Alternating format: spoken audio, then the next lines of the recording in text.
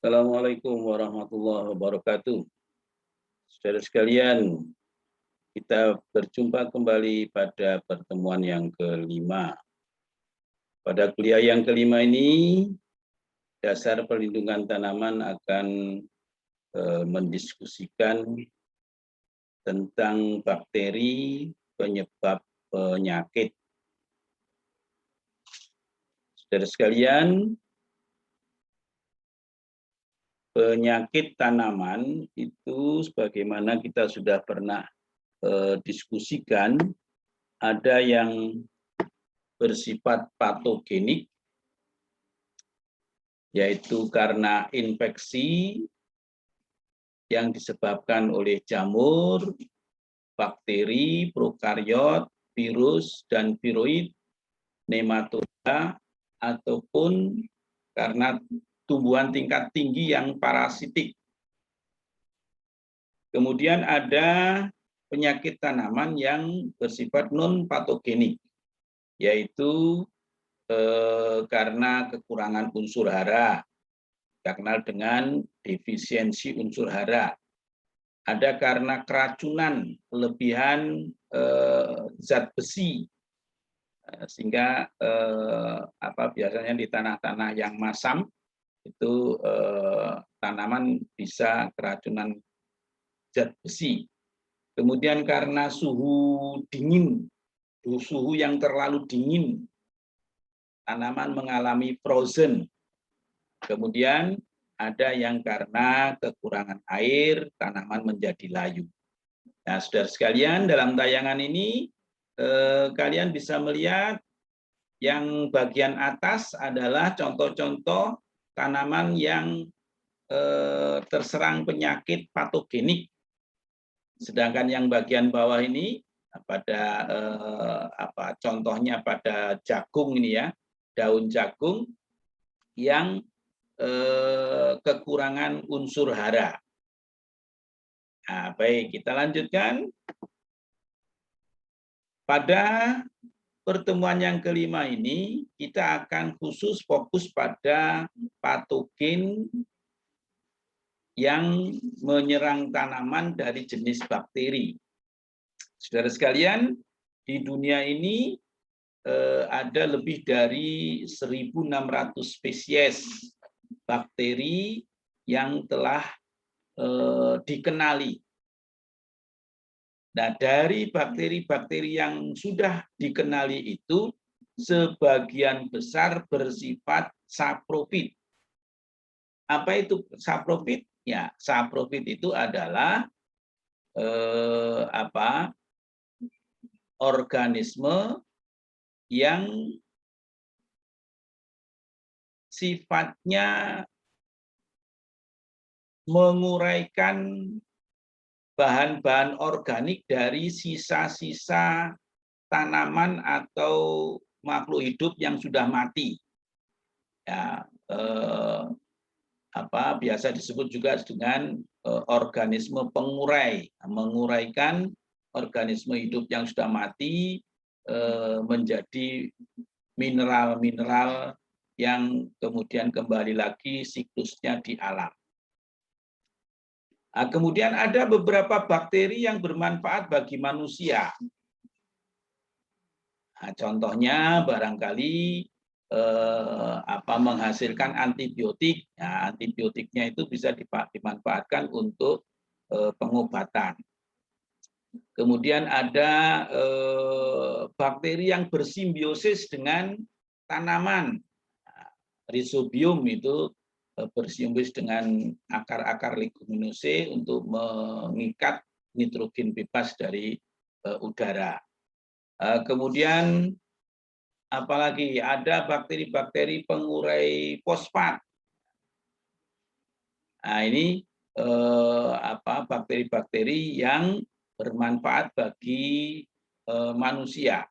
Nah, saprofit itu juga lebih banyak manfaatnya daripada yang merugikan gitu ya. Karena kalau tidak ada bakteri-bakteri saprofit itu bayangkan saja hewan-hewan atau tumbuhan-tumbuhan yang mati, makhluk hidup yang mati tidak akan cepat membusuk kalau tidak ada bakteri saprofit itu.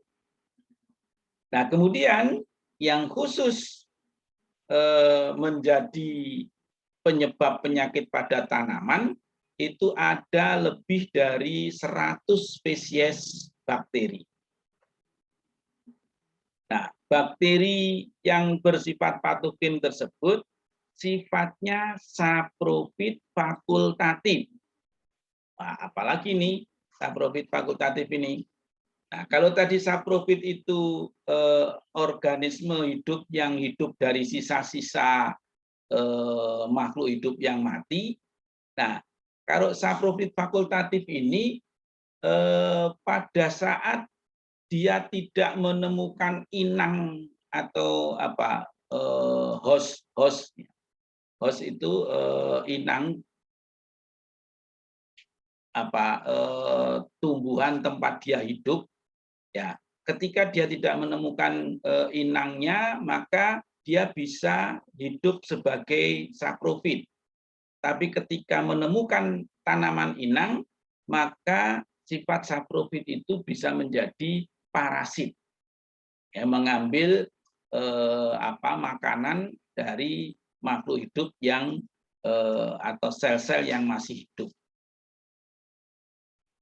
Nah, oleh karena itu, karena dia juga bersifat saprofit, maka bakteri patogen ini bisa ditumbuhkan pada media buatan.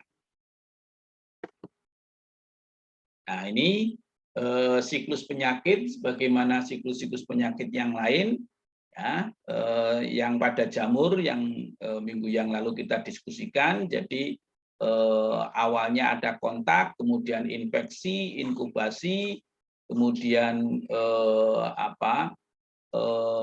invasi menyebar merata, kemudian bakteri menyebar di dalam tanah atau sisa-sisa tanaman. Ya, ini karena ada sifat yang saprofit fakultatif, ini menjadi lebih berbahaya gitu ya bagi kesehatan tanaman.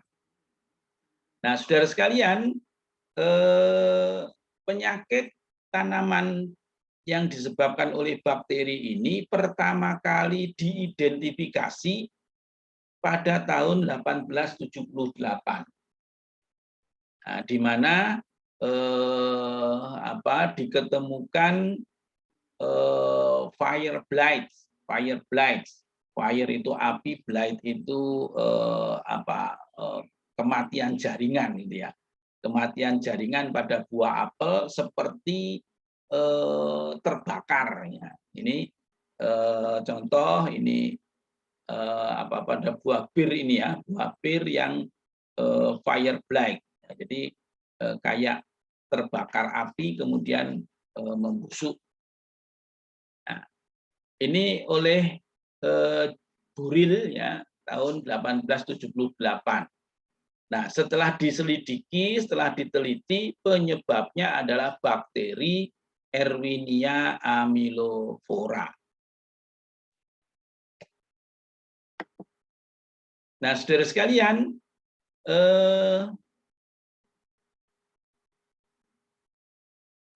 pada tahun 1885, J.C. Arthur membuktikan bahwa Erwinia amyloflora inilah yang menyebabkan fire blight. Nah, fire blight ini dibuktikan dengan menggunakan postulat Koch atau Koch postulat.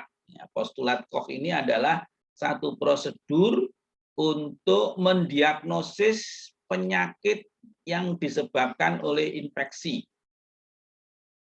Ya, caranya rumusannya begini. Kalau ada tanaman yang sakit, maka patogen tersebut harus bisa diketemukan pada tanaman yang sakit itu. Caranya bagaimana? Yaitu mengisolasinya, ya, memisahkannya dari bagian tanaman yang sakit. Ya, barang tentu pada gejala-gejala yang ada pada tanaman itu diambil kemudian ditumbuhkan pada biakan murni. Nah, kemudian patogen yang berasal dari biakan murni setelah berhasil dibuat biakan murninya, kemudian ditularkan kepada tanaman yang sehat. Nah, kalau ditularkan pada tanaman sehat, ini patogennya harus bisa menunjukkan gejala penyakit yang sama. Nah, kemudian berikutnya harus bisa diisolasi lagi dan diuji lagi bahwa benar-benar yang ditularkan itu yang menyebabkan gejala yang sama adalah sesuai dengan piaraan murni yang dibuat. Ini postulat Koch. Nah, ini jalannya seperti ini postulat Koch itu. Jadi ada tanaman yang sakit, bagian tanaman sakitnya itu dibuat biakan murni di laboratorium, kemudian ditularkan kepada tanaman sehat, maka tanaman yang sehat ini harus menunjukkan gejala sakit sebagaimana gejala yang diambil untuk biakan murninya. Ini disebut postulat Koch. Nah, apa gejala-gejalanya? Bisa menyerang pada daun, itu gejalanya ada bercak, blight tadi, bercak meluas, kayak gosong begitu. Kemudian layu, mozaik. Mozaik itu biasanya klorosis gitu ya, kehilangan klorofil. Kemudian ada bisul-bisul. Kemudian pada buah itu busuk atau kudisen. Nah, busuknya bakteri itu khas. Busuknya bakteri itu biasanya berlendir, jadi busuk basah. Pada akar juga demikian, busuk sehingga menyebabkan kematian. Nah, ini penyakit-penyakit khas, gejala-gejala khas dari serangan patogen bakteri. Nah, ciri-cirinya bakteri itu yaitu ada yang bulat, ya kokus, kemudian basil seperti batang, kemudian ada yang seperti koma. Nah, ini bakteri, saya tidak menjelaskan tentang morfologi bakteri karena itu nanti terlalu jauh melenceng dari fokus kita, yaitu dipelajari di mikrobiologi. Nah, untuk agribisnis, karena tidak mendapatkan biologi, kita cukup mengetahui secara umum saja bentuk-bentuk bakteri dan ukurannya sangat kecil. Kemudian sifat-sifatnya itu yang tadi yang saprofit fakultatif itu perlu diketahui karena dengan saprofit fakultatif itu menunjukkan bahwa mikroorganisme itu berbahaya bagi kesehatan tanaman. Nah, ini karakteristik selnya. Jadi sel bakteri itu ada kapsula, ada dinding selnya, ya, dinding sel. Kemudian biasanya kalau bakteri-bakteri patogen itu ada kapsulnya, ada lapisan lendir yang menyeliputi dinding sel ini. Nah, ada yang memiliki bulu-bulu getar, ada yang memiliki bulu cambuk yang disebut flagel. Nah, ini sebaran-sebaran bulu cambuknya seperti ini. Ya, ada yang tidak punya bulu sama sekali, ada. Nah, ini ciri-ciri dari bakteri. Nah, ini kalau dibuat piaraan di laboratorium, ini dari atas. Nah, ini dari atas penampakannya seperti ini di media. Ya, ini di petri dish ya, di petri dish kalau dari atas kelihatannya seperti ini. Dari samping ini seperti ini. Ada flat, menonjol.